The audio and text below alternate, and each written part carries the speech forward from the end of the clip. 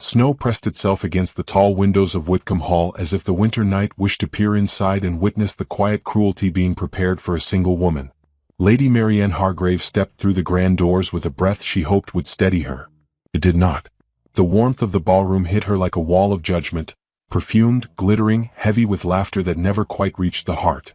Her gown, a dove-gray silk reworked too many times to hide thinning seams, drew eyes almost immediately. In another life she would have blushed. Now she simply lifted her chin, as any widow expected to maintain a shred of composure must do. Marianne had not come to Whitcomb Hall to be admired. She had come because she could not afford to be forgotten. Widowhood stripped a woman of her place faster than death stripped her of companionship, and she knew well that society remembered the living only if they remained useful, amusing, or scandalous. She could not offer amusement and had no wish for scandal, so she walked softly and prayed usefulness might prevail. Lady Honoria Whitcomb's voice drifted across the ballroom long before Marianne reached the crowd. Honoria possessed the kind of presence that turned any comment into spectacle. She stood near the hearth, silver-gowned, sharp-eyed, a queen of whispers, and surveyed the room with a gaze that found prey as easily as it found praise. "My word," Honoria murmured loudly enough for the nearest 10 listeners, "is that Lady Hargrave? Has she truly nothing else to wear? I fear the poor creature has resorted to stitching her gowns with hope instead of thread." Laughter rippled. Marianne felt it brush against her like cold fingers. She kept walking. The orchestra's violins tried to lift the mood with a waltz, yet the air remained tight, alert to any misstep she might make. Every chandelier sparkled with the promise of elegance. Every painted ceiling smiled down as if amused at her presence. Marianne met none of the stares, though she felt each one as keenly as a needle. She located her friend Miss Rosalind Aylesbury near a display of winter roses. Rosalind's expression warmed instantly, a gift Marianne never took lightly. "You look lovely," Rosalind whispered, adjusting a loose curl beside Marianne's ear. "None of them deserve your composure." "I would settle for indifference," Marianne replied softly. Before Rosalind could answer, the atmosphere shifted like the tightening of a drum. A murmur swept the ballroom. The Duke of Ravensworth had arrived. The doors opened, and Alastair Ravensworth stepped through with the kind of gravity that rearranged a room. Tall, dark-haired, carrying the restrained austerity of a man who understood power and rarely needed to show it, he paused only long enough for the announcing steward to declare his name. Widowed only months prior and lacking an heir, he had become the quiet obsession of every ambitious mother within London's walls. He took in the room with a single sweep of the eyes before moving forward. Conversation resumed in a flurry, fans fluttered, whispers rose like smoke. Somewhere behind Marianne, a woman sighed, "Imagine the fortune of the lady he selects." Another answered, "He will choose briskly, I assure you. A dukedom without an heir is a candle waiting to go out." Marianne turned away. Her interest in powerful men extinguished the day her husband died and left her to the mercy of legal documents she barely understood. But tonight, fleeing was not an option. Sir Edmund Hargrave appeared before she had even made 2 steps toward the refreshments table. Her late husband's elder cousin wore a smugness that required no invitation. It clung to him as naturally as his waistcoat. His thin smile curved like a blade. "Lady Hargrave," he said with faux courtesy, bowing just enough to appear civil. "What a surprise to find you here despite your circumstances." Marianne steadied herself. "Good evening, Sir Edmund." He leaned closer, lowering his voice only in pretense. "I trust you received my solicitor's letter? I am within my rights to claim the estate. Your late husband left no legal heir and no provision for an idle widow." The nearby guests stilled, scenting scandal like perfume. Honoria Whitcomb's gaze sharpened with delight. Marianne's breath tightened. "I am not idle, sir. I am grieving and managing what little remains. Not enough remains. I shall require the house before spring. Sir Edmund, please?" He raised a brow theatrically. "Unless, of course, you secure an advantageous union. A woman of your age should consider such practicalities." Heat burned behind her eyes. She swallowed it. A hush spread from behind them, rippling outward as though the room itself shifted. Sir Edmund's smirk faltered. Marianne turned, and found the Duke of Ravensworth observing the scene with an inscrutable expression. He had not approached, yet his presence was close enough to silence Sir Edmund and cool the air. His dark gaze rested on Marianne, not unkindly, but with a weight that suggested he had witnessed far more than she wished any stranger to see. Sir Edmund bowed stiffly. "Your Grace." Ravensworth inclined his head once, then returned his attention to Marianne. His voice, when he finally spoke, was low and controlled. "You are troubled, madam?" The simple acknowledgement nearly unraveled her. "No more than most," she managed. "Yet more than you deserve," he answered. The sound of his words slid through the room and unsettled several listeners who instantly tried to decipher his meaning. Marianne felt exposed, as though he had peeled back the layers of her composure with a single sentence. Sir Edmund recovered quickly, forcing a laugh. "Nothing of consequence, your grace. A minor family matter." Ravensworth's gaze sharpened.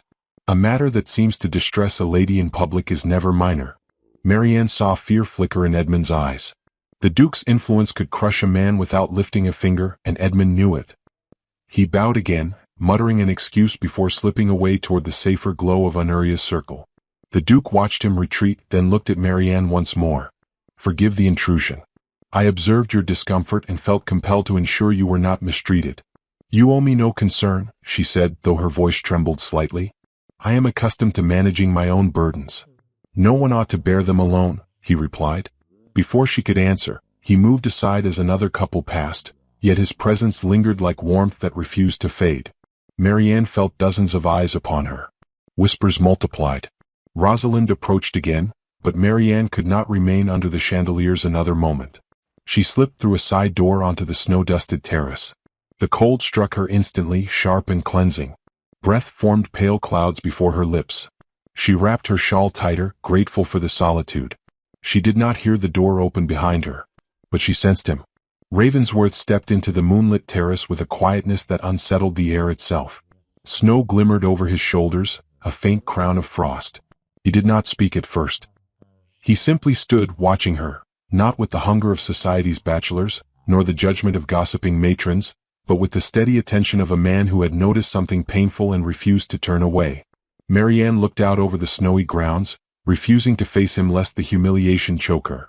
At last he spoke. "You should not be out in the cold alone." His voice was softer now, almost human beneath its iron edges. She closed her eyes as if bracing for another blow, but instead his next words struck differently, quiet, deliberate, meant only for her. "Lady Hargrave, you have been wronged tonight." She turned toward him slowly, unable to hide the sorrow trembling through her. The Duke's gaze did not waver. "And I am not yet finished with the matter." The promise hung between them, warm against the winter air, and Marianne realized this night, this terrible, humiliating night, was only the beginning. The morning after the Whitcomb ball dawned pale and glassy, the world outside still frozen by the night's cruelty. Marianne Hargrave sat by her modest sitting-room window, attempting to take comfort in the faint touch of winter light that crept over the rooftops. But the previous evening clung to her spirit like smoke. Sir Edmund's threats, the staring guests, Lady Honoria's laughter, each memory settled upon her chest with unwelcome weight. She had hardly slept, turning over the Duke's final words on the terrace. "I am not yet finished with the matter." What could that possibly mean for a man of his rank? And for a widow with no fortune to speak of? A gentle knock interrupted her thoughts. Her maid, Elsie, entered carrying a small velvet box tied with a ribbon the color of midnight. "This just arrived, my lady," she said, bewildered. The footman who delivered it said it was urgent. Marianne frowned. Urgent gifts were for debutantes, heiresses, and new brides, not widows trying to make themselves invisible. She untied the ribbon with careful fingers. Inside, nestled against dark velvet, lay a pair of pearl-drop earrings of such refinement that her breath caught. They glowed with the faint iridescence of moonlit water, far too exquisite for a woman in her position. As she lifted them, a small ivory card slipped free. Carved upon it was the crest of Ravensworth. Her fingers tightened. Pearls of this quality were not tokens, they were declarations, an unmistakable sign of interest, influence, or obligation. She traced the crest, feeling her pulse quicken. There were no words on the card, no explanation, no signature. Only the emblem of a man whose gaze had unsettled her more than any insult hurled in that ballroom. "Who sent these?" Elsie whispered. Marianne swallowed. "No one who should have." She closed the box quickly, as if hiding the gift could undo its meaning. Yet she could not stop her thoughts. Why had he done this? Sympathy? Protection? Or something more perilous? Possession dressed as charity? Whatever the reason, she knew she could not be seen wearing them. Not in London's merciless social world. But that conviction faltered an hour later when Rosalind arrived unannounced, cheeks flushed from the cold. "Marianne, you must come with me to Lady Embury's tea this afternoon," she insisted. If you do not show your face after last night, the whispers will multiply tenfold. Marianne hesitated. I have little desire to step back into those circles. All the more reason. Let them see you unbroken. Rosalind's determination was difficult to refuse. Still, Marianne said nothing of the earrings, at least until Rosalind's keen eyes caught sight of the velvet box on the table. What is this? Rosalind opened it before Marianne could protest. Her gasp filled the room. Good heavens! Did you steal these? Of course not. Then, who? Rosalind froze, realization blooming. Marianne, are these from him? Do not speak it aloud. But you must not wear them. You know how society examines anything a duke does. Yes, Marianne murmured. But if I appear in last night's altered gown again, the humiliation will be worse. Rosalind paused, studying her friend's tired expression. Finally she said softly, then wear them. Hold your head high. Let them choke on their own whispers. By the time they arrived at Lady Embury's residence, Marianne felt every inch of her courage thinning like a thread about to break. The tea gathering, though modest compared to Whitcomb's grand event, still buzzed with opulent chatter and predatory attention. The moment Marianne stepped through the door, conversations faltered. Eyes dropped to her ears. Pearls gleamed beneath her dark hair, catching the afternoon light and igniting a murmur that spread like wind through tall grass. Are those? They cannot be. The crest, surely not? Lady Honoria, who happened to be among the guests, turned with deliberate slowness. Her smile sharpened into something predatory. My dear Lady Hargrave, she said, gliding closer. How very radiant you look today. Marianne returned the faintest curtsy. You are generous to say so. More generous than others, it seems. Honoria's gaze flicked to the pearls. One must admire the boldness of wearing a duke's personal gift so openly. Several women gasped with delighted scandal. Marianne felt her pulse stumble. Honoria continued, milking the moment. Tell us, did his grace present them privately? Or did a servant deliver his admiration on his behalf? Lady Whitcomb, Rosalind cut in, if admiration were measured by servants alone, half of London would be drowned in tokens. Honoria's smile chilled. Then perhaps Lady Hargrave will explain? Marianne met her stare with quiet resolve. I have nothing to explain. And though her words were simple, they fueled the room like sparks on dry paper. Guests shifted forward, hungering for a clearer confirmation, for any hint of impropriety. A widow receiving jewels from a duke, it was more than gossip. It was potential scandal ripe for society's jaws. Footsteps approached, firm, unmistakable. A hush fell. Duke Alastair Ravensworth entered the salon. His presence silenced even the rustle of gowns. He moved with assured calm, offering Lady Embury a polite bow before surveying the guests. His gaze settled on Marianne almost instantly.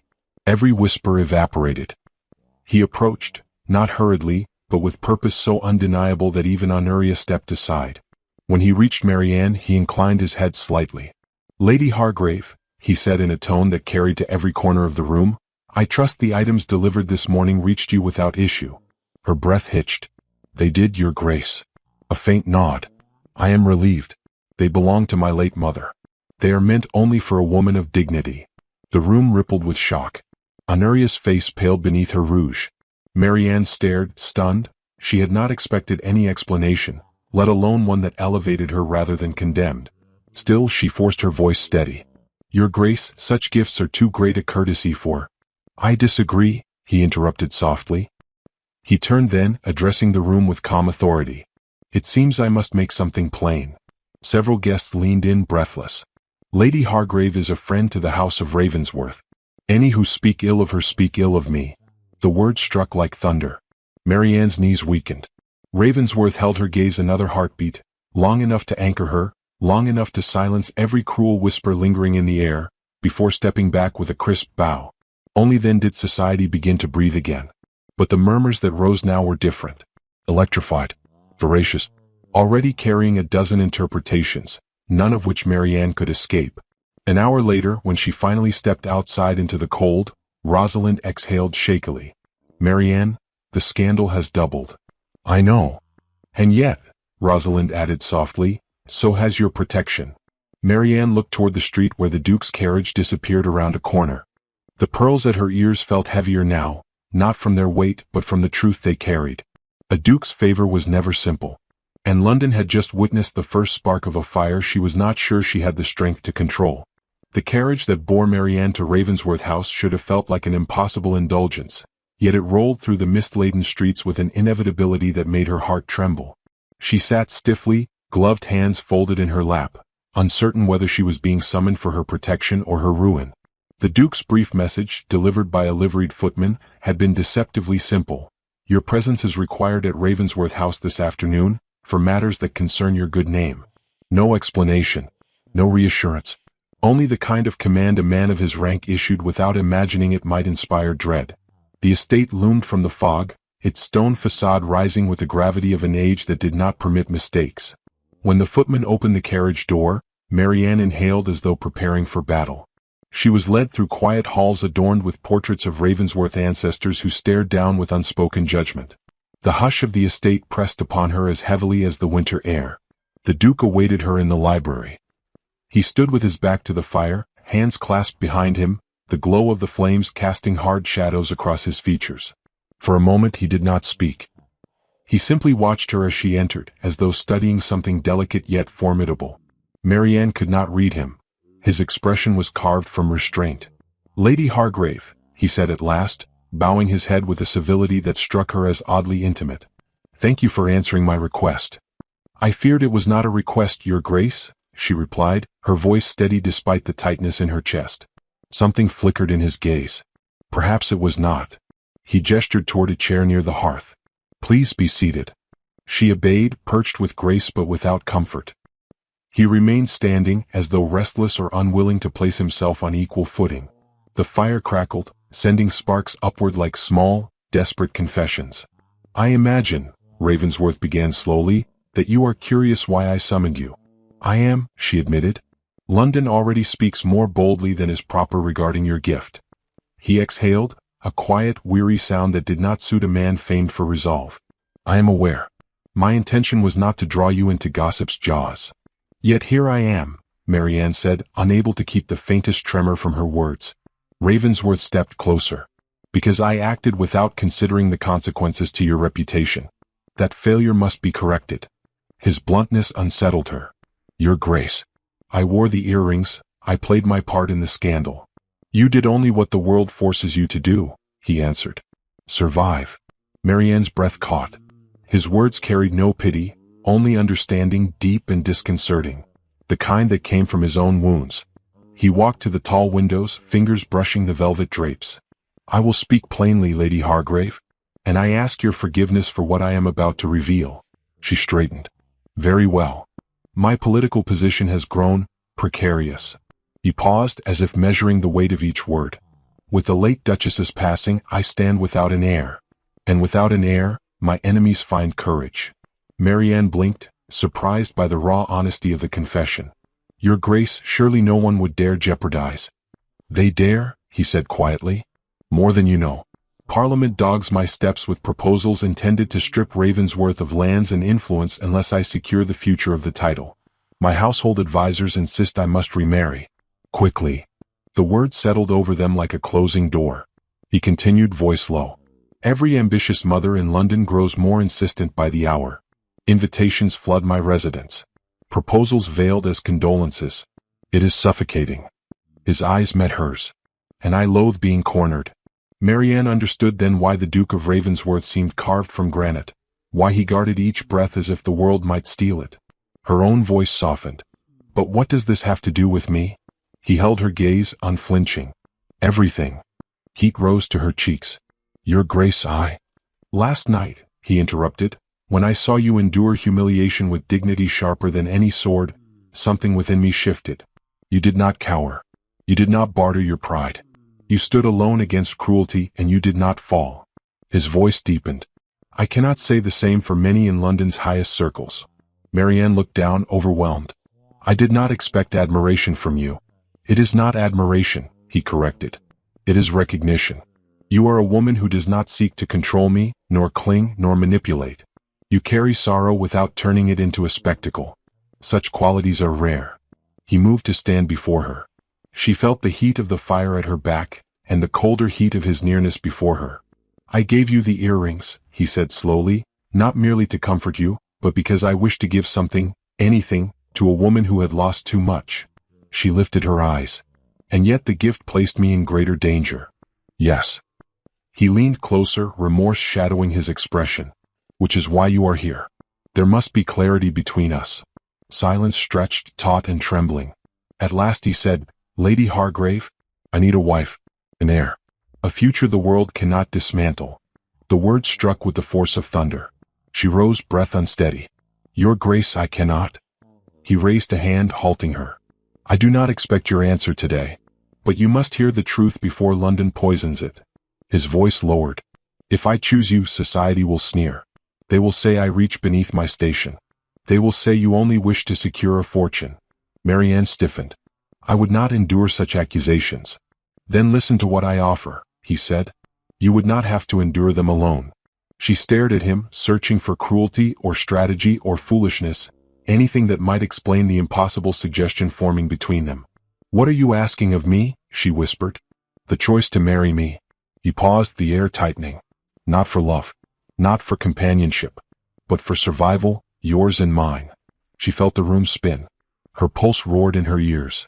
Your Grace, my previous marriage was unkind. I fear becoming a possession once more. The Duke's expression shifted, as though something long dormant stirred. I do not want your obedience. He stepped closer, his voice a whisper.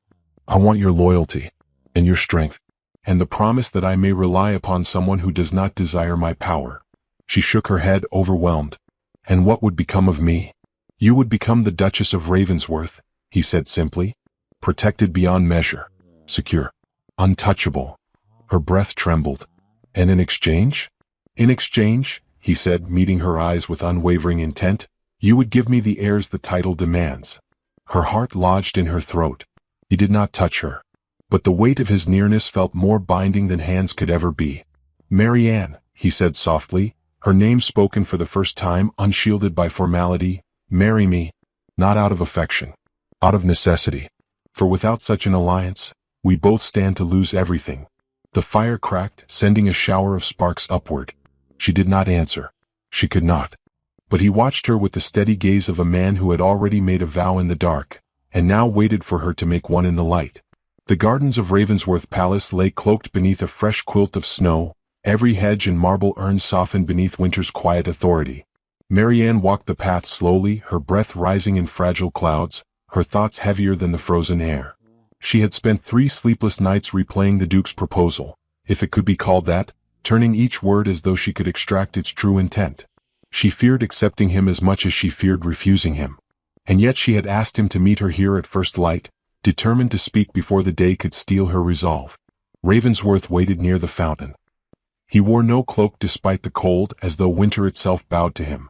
Snow rested on his shoulders, melting in hesitant rivulets, and his gaze, dark, unyielding, followed her approach with an intensity that made her heart stumble. Lady Hargrave, he said quietly, bowing his head.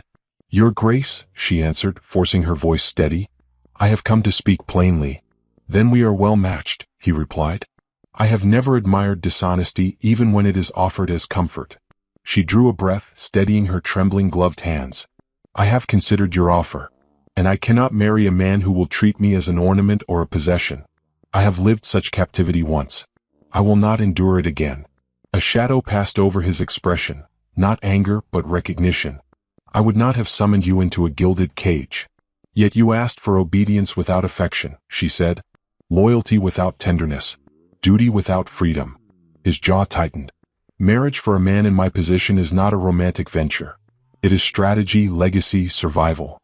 And what of the woman who must bear the weight of that survival? Her voice rose, rawer than she intended. Am I to sacrifice the remainder of my life to a title? To be bound in the name of heirs? He stepped closer. If you choose to stand with me, you would not sacrifice your life. You would secure it. By surrendering my body? She whispered. The question struck between them like a blade. Ravensworth did not flinch. Yes, he said. By surrendering your body to a union that protects us both. I cannot pretend otherwise. She closed her eyes briefly, her breath catching. He had spoken the truth she had dreaded, but truth, however sharp, was better than illusion. Your honesty wounds, she murmured. I would rather wound you with truth, he replied, than comfort you with lies. Snow drifted between them, the silence deepening, weighted with choices neither wished to make. Marianne lifted her chin. Then hear my terms, your grace. I will not be a duchess in name alone, nor a vessel for your ambitions. If I am to join your household, I require dignity. A voice in the affairs that concern my home. Safety, not only in body but in spirit. His eyes softened from steel to something almost human. You would have that. And I will not be dismissed, she continued, once children are born. I will not be cast aside, labeled a mere convenience. Ravensworth hesitated, wrestling with an inner chain only he could see. Marianne, I cannot promise affection, but I can promise constancy, protection, partnership. Not enough, she said quietly. Not when the world sees me as lesser. He exhaled, a sound of surrender and restraint. Then I must speak plainly in return. He took one step closer. The snow crunched beneath his boots. Marianne felt the cold press against her skin, but his nearness warmed her like an encroaching fire. If you marry me, he said, voice low and solemn, your body will be mine until I have my sons. The word struck her like a blow. Not shouted, not cruel, but deliberate. A vow rooted in fear, duty, and desperation. She stiffened. You speak of me as if I were an obligation to be endured. No, he said, breath quickening. You are the only woman I trust not to ruin me. And that is your justification? It is my truth. She stepped back wounded. But he followed, one step, then another, until she could feel the faint warmth of his breath against the cold. Marianne, he murmured, I am a man hunted by expectation, cornered by Parliament, and tormented by those who wish to see my family name fall. I speak harshly because the world has taught me to protect what is mine with iron. If I soften, they will take everything. She swallowed, heart aching at the confession. Then what am I to you? A shield? A partner? He said fiercely. A woman whose courage steadied me when I least expected it. A woman I cannot bear to see destroyed by the likes of your cousin or London's vipers. His voice thickened. You think I wish to possess you? I wish only to anchor myself to someone uncorrupted by ambition. His words were both balm and wound. Your grace. He shook his head, stepping back as though fearing he had revealed too much. Do you think I have not asked myself why it is you, of all women? I do not know. But when I saw the world tear at you, something inside me refused to tolerate it. The snow swirled, the fountain's frozen basin glimmering behind them like a silent witness. Marianne's voice softened. I do not despise you for your fear. He looked away. Then perhaps you understand me more than most. But, she continued, I will not live in a union built only on necessity. If I agree to this marriage, your grace, then there must be more than bargains and heirs. There must be respect. There must be the promise that I am not a temporary inconvenience. His gaze snapped to hers, sudden and intense. You would have that promise. On my life. She stepped toward him, feeling the ground shift beneath her resolve. Then there is one final matter. Name it. You must give me the truth of your heart, even when it is unflattering. I will not navigate a marriage built on half-spoken fears and concealed intentions. He hesitated, then nodded. Then allow me to offer the first truth. He reached for her hands, slowly as if touching something sacred. I want this marriage, he said, voice low, because I fear what becomes of me without it. Without you. The admission shook her more than any demand. And yet, he added, I fear equally what becomes of you if you refuse me. The wind curled around them, whispering through bare branches. Marianne closed her eyes, feeling the trembling line between dread and destiny. When she opened them, she answered, Very well, your grace. I will marry you. Relief and anguish flickered across his face, mingling like shadows caught in the same breath. He bowed his head, voice barely above a whisper. You have given me more than you know. That evening, in a quiet chamber lit by winter's fading sun, a marriage contract was signed. Witnesses inked their names with reverence and a hint of scandalous curiosity. Marianne's signature trembled, but it did not falter. When the Duke took the quill, his hand remained steady, until the final stroke where something unguarded broke through. A vow unspoken, a fear exposed, and a fate sealed. Their marriage was no longer a question. It was a bargain, a promise, a storm waiting to break. Snow battered the windows of Ravensworth House as though winter itself wished to bear witness to the storm unfolding within its walls. Marianne stood in the Duke's private chambers, her wedding gown heavy with the scent of roses and candle smoke, her pulse trembling beneath silk sleeves. Hours had passed since the ceremony, hours filled with polite congratulations, veiled judgment, and 1,000 eyes measuring her worth. Now at last the world had receded, leaving only the truth between husband and wife. Alistair Ravensworth entered the room with slow, deliberate steps. The fire behind him cast fierce light across his features, carving the planes of his face into shadow and flame. He closed the door quietly, an oddly gentle act for a man capable of commanding armies of servants and silencing entire halls with a glance. Marianne lifted her chin. "Your Grace." He paused at the sound of her title, something tightening in his jaw. "We are married now.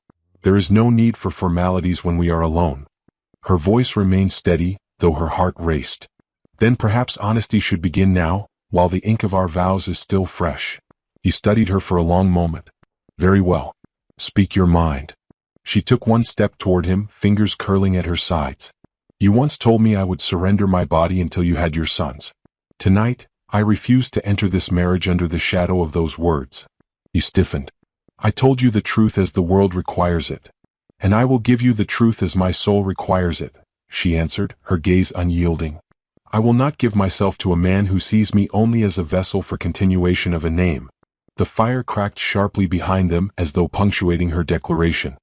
He moved closer, tension radiating through every line of his posture. "Marianne, you agreed to this union." "I agreed to a union built on respect," she said. "But respect does not grow from fear. It grows from understanding." For a moment she thought he would turn away. Instead he exhaled, the sound heavy with reluctant vulnerability. "What would you have me understand?" "That I did not marry to bear heirs," she said softly. "I married because survival left me no other path. You offered safety and I accepted, but do not confuse my need with my weakness." His eyes darkened. "I have never considered you weak." "Then prove it," she whispered. He looked at her then, truly looked, and something inside him shifted like a door unbolting. The harsh lines of his expression faltered. "I spoke those words because I feared losing control of the one thing still within my grasp. The title. The estate. My family's legacy.